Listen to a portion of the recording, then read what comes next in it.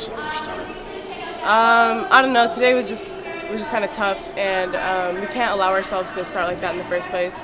I think we started once again. We got things in transition that got us going, but we just have to come out from the jump. It's been unusual this season to have Katie Lou get off to a slow start. When that happens, do you take it upon yourself and say, okay, this is the kind of game where I've got to go in there and get the rebounds, get the transition baskets going, get everything going? Yeah, actually, it kind of makes me kind of, we're all just not used to her, not making it. So sometimes I forget to go offensive rebound, and then, I get in trouble. I'm trying to. Either way, she's never going to have an entire game where she's off, ever. She's going to find her shot eventually. So I'm just trying to, get the offensive rebound, kick it back out to her, and start to get a rhythm going.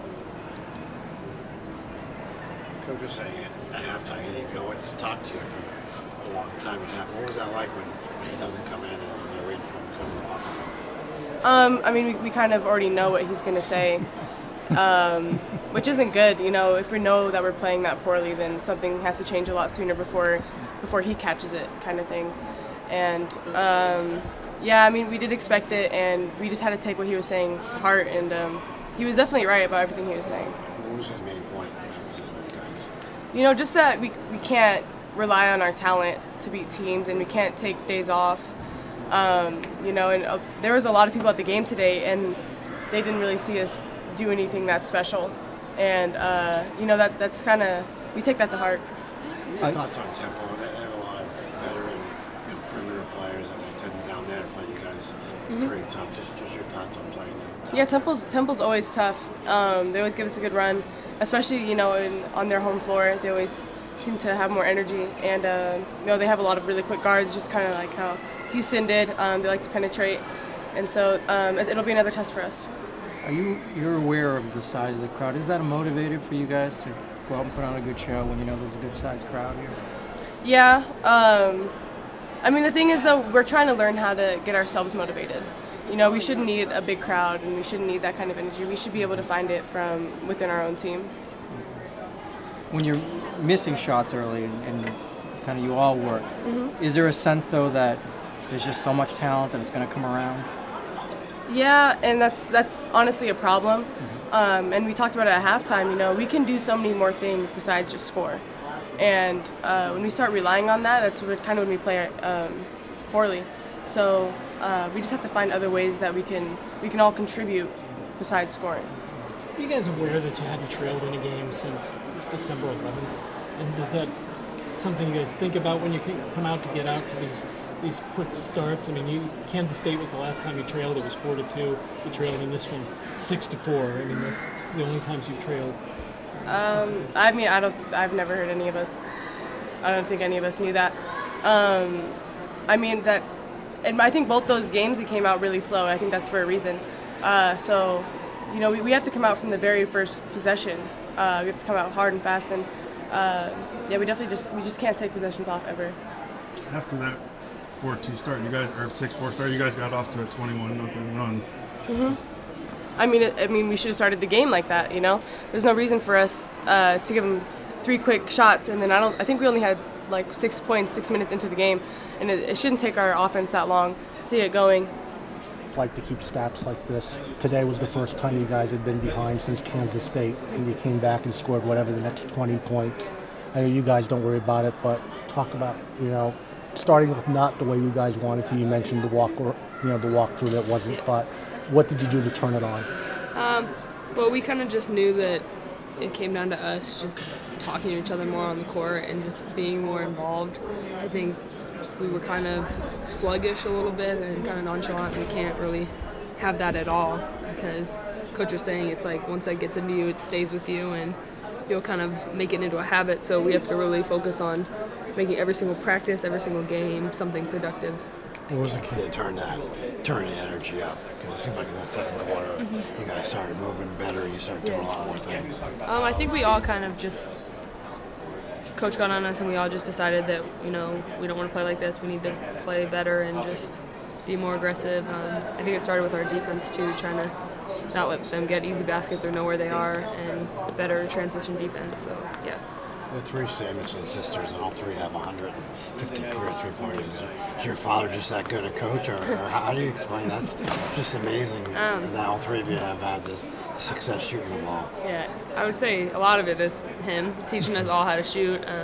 But it's really cool that I know Carly just got to 200 recently, so that was really exciting for her, and I had no idea that we all are at 150 now, so that's just something, it's kind of exciting to look at, and because whatever they do, I'm so proud of them, and it's kind of cool that it's the three of us together. Did it help you when you were younger? They're out there shooting, and you can follow how successful they are, and you follow in their footsteps. Yeah, they definitely motivated me to play how I play today and be kind of who I am today, because it pushed me to get better every day, and I always wanted to be the little sister that kind of did everything they did, so I just followed them wherever they went.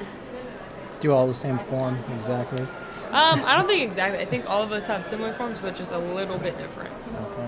What do you attribute a start like this? You guys are so used to coming out and starting so strong. I mean, is it the early start? Is it?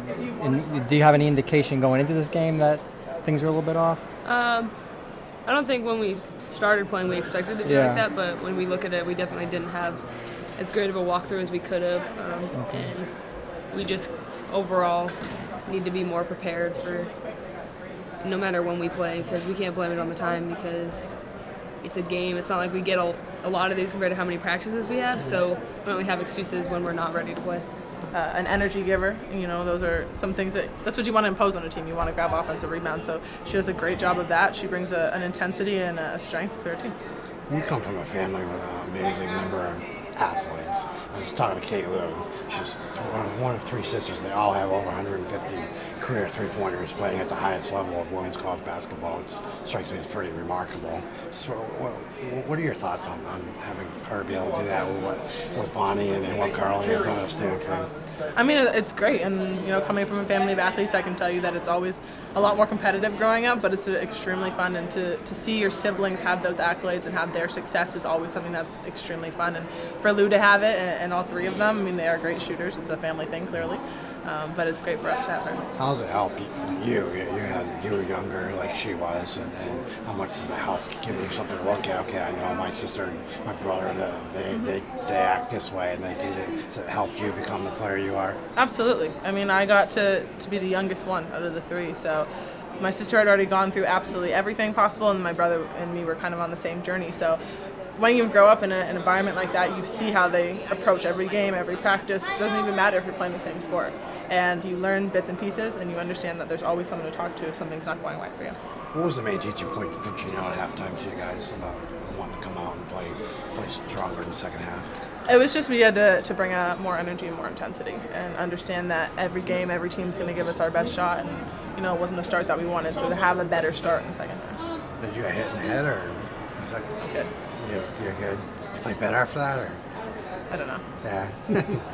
What about now? I mean, you're going back on the road, and the conference season's flying by, I'm sure, but just your thoughts on the challenge of going back on the road, and you got some other games coming up pretty quickly on the road.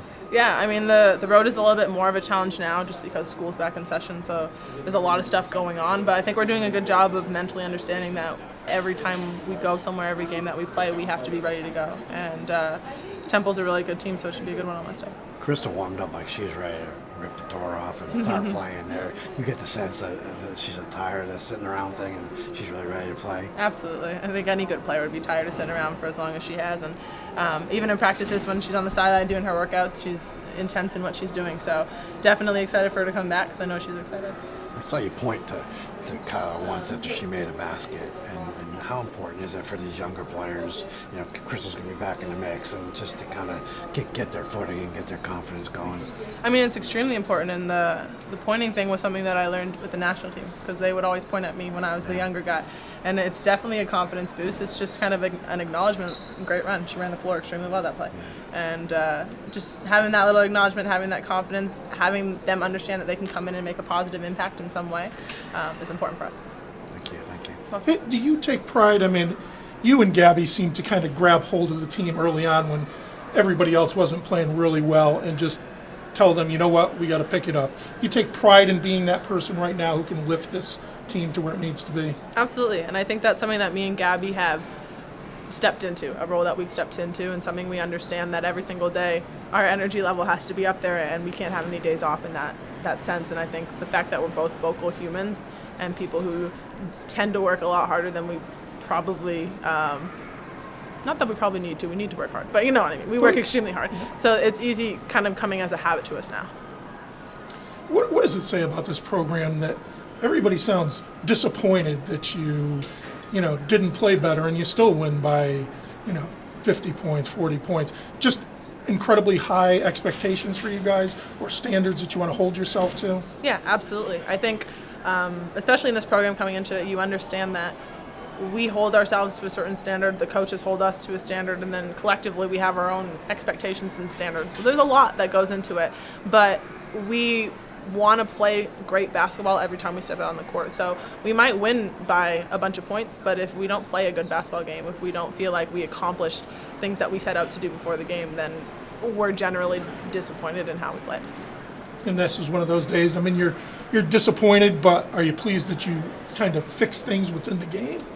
I think we made a couple of good adjustments. I think we probably shouldn't have put ourselves in that position to start, especially with the start of the game. But the adjustments were made. We were better in the second half, but there's still a lot of things we have to get better at, and it's going to be important for us every single game coming up.